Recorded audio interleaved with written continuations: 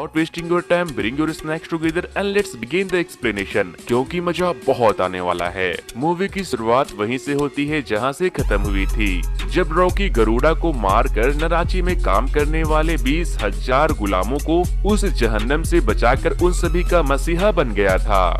और फिर चैप्टर 1 के एंड में आनंद जी दीपा को रॉकी की एक और कहानी बताते हैं कि जब कुछ पुलिस वाले रॉकी को जेल में ले जाकर उससे उसका ड्राइविंग लाइसेंस मांगते हैं, तो रॉकी गरुड़ा को मारने के बाद इतना ज्यादा पावरफुल हो चुका था कि वो सिर्फ अपनी ड्राइविंग लाइसेंस मंगवाने के लिए अपने बहुत सारे आदमियों और कई हेलीकॉप्टर को वहाँ बुलवा लेता है। फिर जब पुलिस वाले उसके आईडी में उसका नाम पढ़ते हैं तो उन बेचारों की तो होश ही उड़ जाते हैं। और अब हमें चैप्टर 2 के शुरुआत में ये पता चलता है कि आनंद जी जब दीपा को रॉकी की स्टोरी सुना रहे थे तो उन्हें एक हार्ट अटैक आ गया था, जिस वजह से वो अब हॉस्पिटल में एडमिट हो गए थे और उनकी कहानी अभी भी अधूरी थी।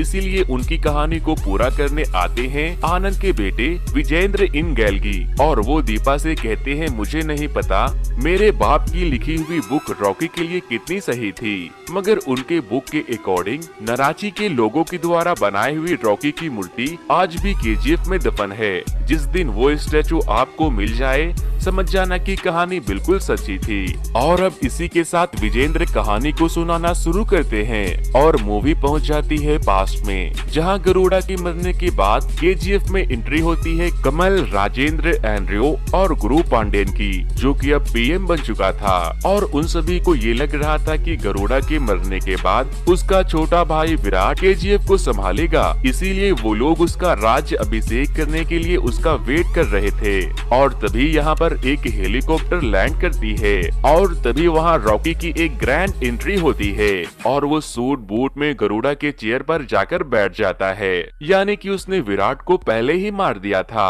और अब केजीएफ का बाप रॉकी है।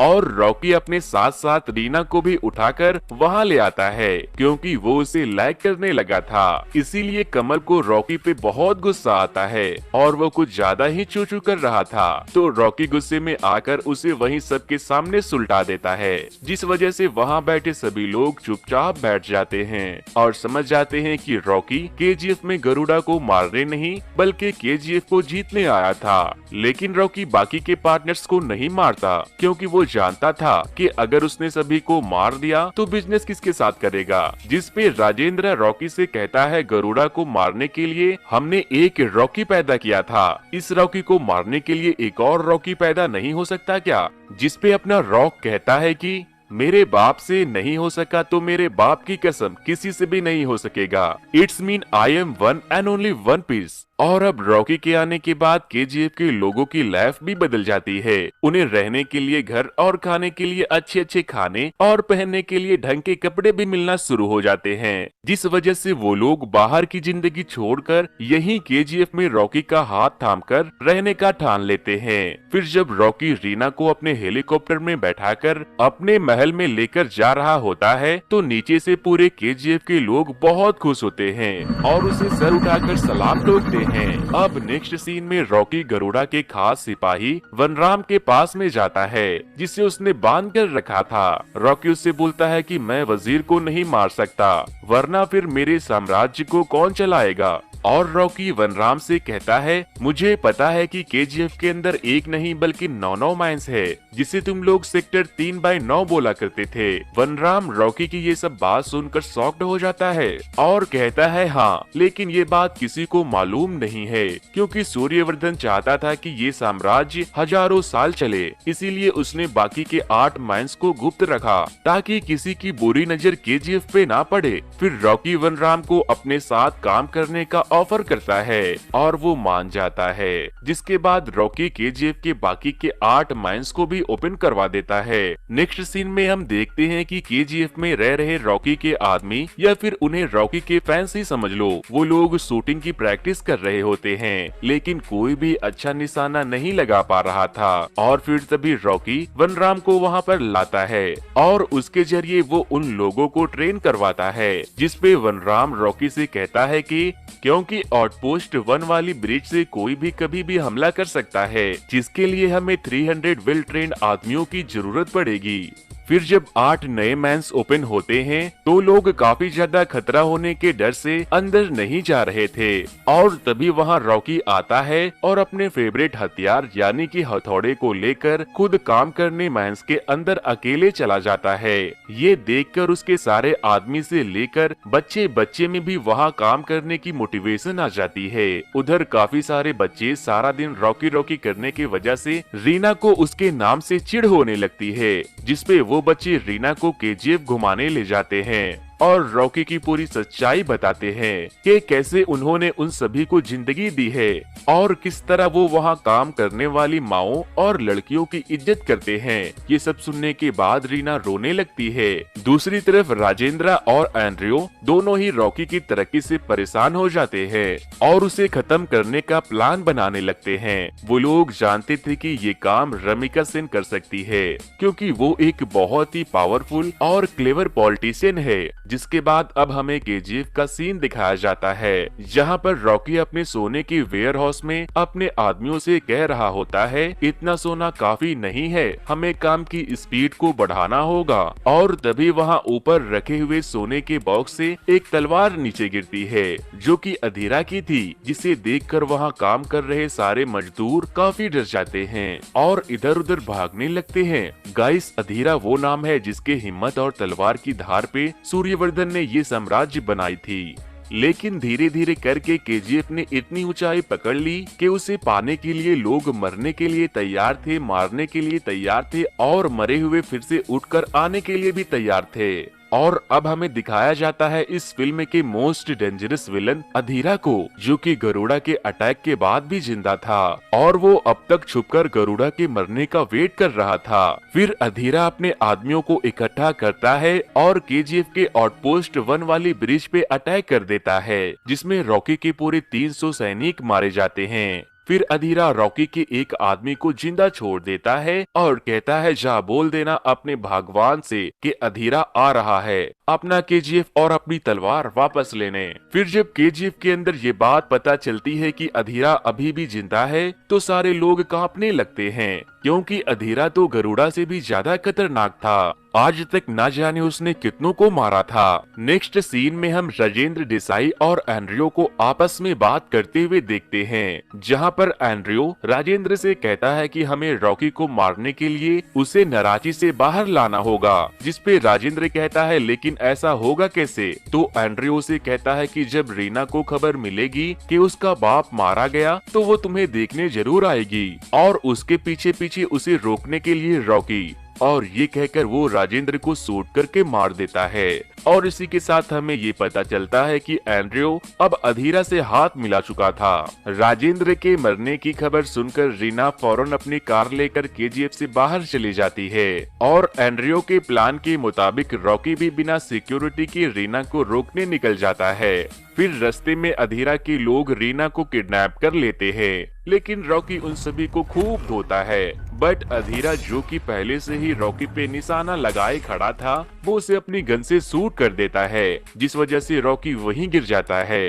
रीना, जो कि कहीं न कहीं रॉकी को पसंद करने लगी थी, वो उसे इस हाल में देखकर रोने लगती है, लेकिन अधीरा रॉकी को जान से मारने के बजाय उसे जाने देता है, क्योंकि उसे पता था कि केजीएफ के लोगों के मन में रॉकी के लिए काफी सारी इज्जत और काफी सारा विश्वास था और वो चाहता था कि ऐसी टूटी फूटी हालत में जब रॉकी वापस जाएगा तो सबका विश्वास टूट जाएगा। और जब यहाँ पर रॉकी घायल हालत में वापस जाता है तो सच में सबका विश्वास उसके ऊपर से खत्म हो जाता है। उन्हें लगता है जब अधीरा रॉकी का ये हाल कर सकता है तो भला हम लोगों को क्या ही बख्शेगा। यहाँ दूसरी तरफ मुंबई में सिट्टी और बाकी सारे वो लोग जो कि रॉकी से नफरत करते थे, वो लोग रॉकी के सपोर्टर को जान से मरवा देते हैं। साथ में अगर कोई भी ट्रक केजीएफ से अंदर बाहर निकलता है तो अधीरा उन सभी लोगों को जान से मारकर वापस भेज देता है। इसी वजह से सभी लोग बहुत ज्यादा डर जाते हैं और अब केजीएफ में सिर्फ 8 दिनों का खाना बचा था।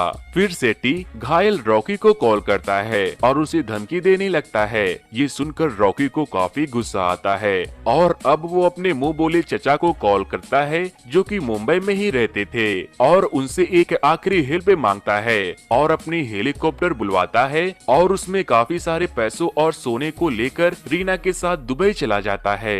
रॉकी के अचानक वहाँ से चले जाने के बाद केजीएफ में रह रहे सारे लोगों को यही लगने लगता है कि रॉकी अधीरा से डरकर और उन सभी को मरने के लिए छोड़कर भाग गया है। पर असल में रॉकी दुबई जाता है इनायत खलील से मिलने के लिए। वो दुबई के अंदर रीना के साथ बीच पर बातें कर रहा होता है कि तभी इनायत खलील के आदमी उसे लेने के लिए आते हैं। फिर रॉकी खलील से मिलता है और उसे बिजनेस ऑफर करता है, लेकिन इनायत उसे मना कर देता है क्योंकि रॉकी की हालत खुद ही ठीक नहीं थी और वो कहता है एक तो तुम्हारे पीछे अधीरा है और दूसरा सेट्टी जो तुम्हारे खून के प्यासे हैं, और एक गार्ड के गन को चेक करने लगता है। तभी इनायत को मुंबई से कॉल आता है और उसे पता चलता है कि रॉकी ने दुबई में बैठे बैठे ही अपने मुंह बोले चचा की मदद से खलील के मुंबई में रह रहे सारे आदमियों को मरवा दिया है। साथ ही यहाँ खलील जिसे अपना गार्ड समझ रहा था वो सारे रॉकी के द्वारा खरीदे जा चुके थे।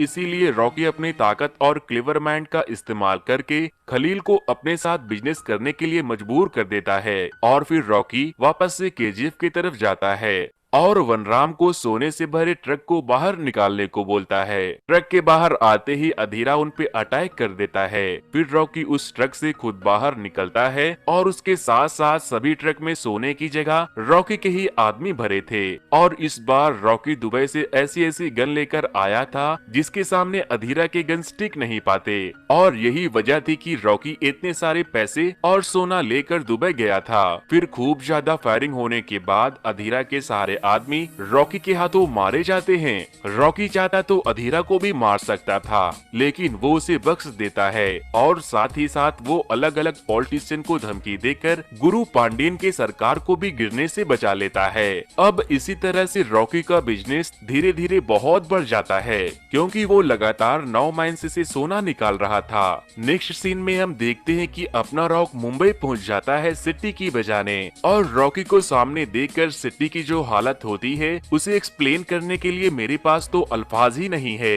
जिसके बाद रॉकी सिटी को मारकर केजीएफ के साथ साथ पूरे मुंबई पे भी कब्जा कर लेता है। अब धीरे धीरे वक्त गुजरते जाते हैं और वक्त के साथ साथ रॉकी और भी ज्यादा पावरफुल हो जाता है और अब वक्त आ जाता है अगले इलेक्शन का, जहां पर गुरु पांडियन रॉकी से कहता है कि अगर तुम्हें अपने साम्राज्य को बचाना है तो तुम्हें रमिका को पीएम बनने से रोकना होगा और उसे जान से मरवाना होगा। जिस पे रॉकी कहता है मैं औरतों और बच्चों पे हाथ नहीं उठाता और फिर कुछ ही दिनों में इलेक्शन का रिजल्ट आ जाता है और रमिका इस इलेक्शन रमिका के पीएम पद की शपथ लेने के बाद उससे मिलने एक सीबीआई ऑफिसर आते हैं जिनका नाम रघुवंत था और वो पिछले 10 सालों से केजीएफ के ऊपर इन्वेस्टिगेशन कर रहे थे। फिर वो अपनी प्रेजेंटेशन के थ्रू रमिका को केजीएफ और रॉकी की पूरी कहानी बताते हैं और कहते हैं उसे पूरी दुनिया में कोई रोक सकता है तो वो आप हो। इधर काफी ज्यादा मेहनत और काफी ज्यादा खून बहाने के बाद रॉकी केजीएफ को बहुत ही ज्यादा मॉडर्न बना देता है और जो लोग वहाँ पर कीड़े मकोड़े की तरह जी रहे थे रॉकी के आने के बाद उनके पास अच्छे अच्छे घर और काम करने के लिए सेफ्टी प्रिकॉशंस थे। फिर हम केजीएफ के अंदर आनंद को देखते हैं जो कि चैप्टर 1 में स्टोरी सुना रहा था। वो यहाँ पर अभी काफी यंग थे और वो छिप छिप कर केजीएफ की फोटोज ले रहे थे, जिस वजह से वहाँ के गार्ड्स उसे पकड़कर रॉकी के पास ले जाते हैं। यहाँ पर रॉकी उसकी ईमानदारी और बहादुरी को देखकर इम्प्रेस हो जाता है और वो उससे कहता है कि तुम जो कुछ भी मेरे बारे में लिखना बिल्कुल सच सच लिखना।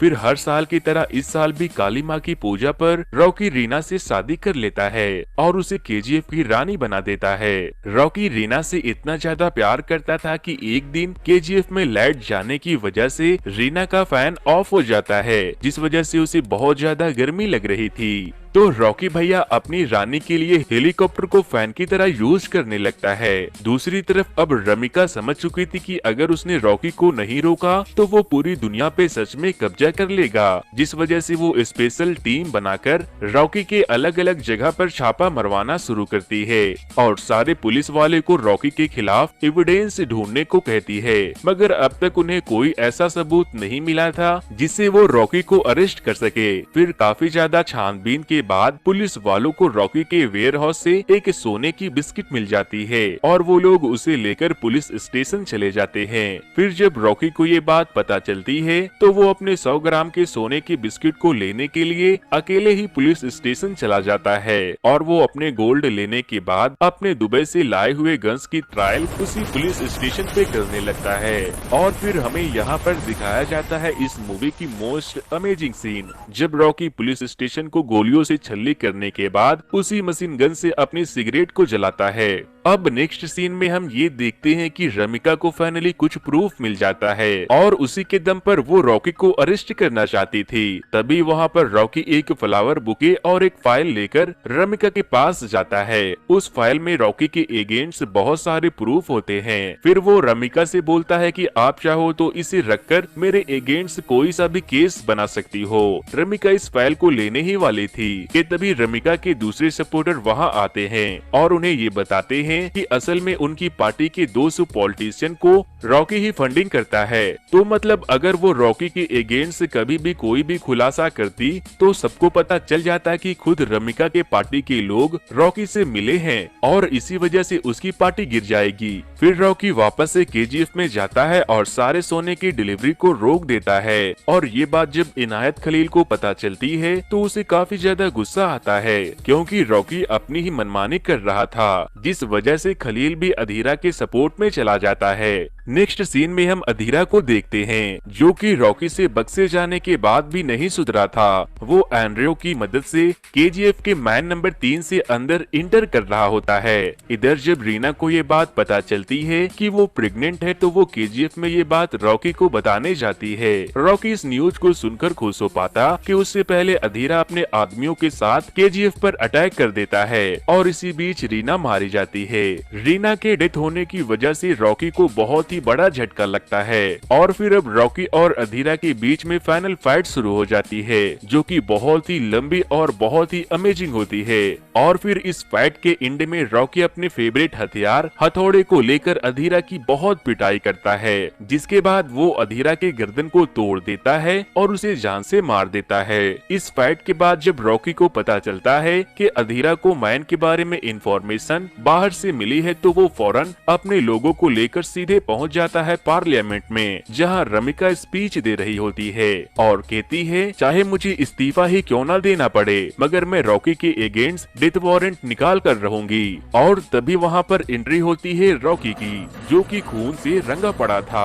वो वहां जाते ही अपने गन से गुरु पांडियन को शूट करके मार देता है क्योंकि वो आखिरी आदमी गुरु पांडियन ही था जो कि अधीरा की हेल्प कर रहा था और फ्रॉम द स्टार्टिंग पीछे से सारी चालें पांडियन ही चल रहा था ताकि वो केजीएफ पर अपना हुकूमत चला सके। नेक्स्ट सीन में हम देखते हैं कि रमिका रॉकी के खिलाफ डेथ वारंट साइन कर रही होती है क्योंकि रॉकी ने सबके सामने एक पॉलिटिशियन को मारा था जो कि काफी था रॉकी को मारने के लिए। इसीलिए रॉकी को मारने के लिए केजीएफ में बहुत बड़ी फोर्स आती है जो वहां रहने वाले सभी लोगों को बाहर निकाल देते हैं ताकि वो रॉकी को आसानी से ढूंढ कर मार सके। लेकिन अंदर जाने के बाद उन्हें पता चलता है कि रॉकी अपने महल में है ही नहीं। नेक्स्ट सीन में हमें रॉकी एक शिप पर दिखाई देता है और उस शिप में अभी तक का सारा सोना रखा होता है और इसी के साथ रॉकी अपने माँ से किया हुआ वादा पूरा करता है। लेकिन रॉकी अपनी माँ के साथ साथ रीना को भी खो देने के बाद काफी दुखी था, जिस वजह से वो इस जिंदगी से तंग आ चुका था। इसीलिए वो अब मरना चाहता था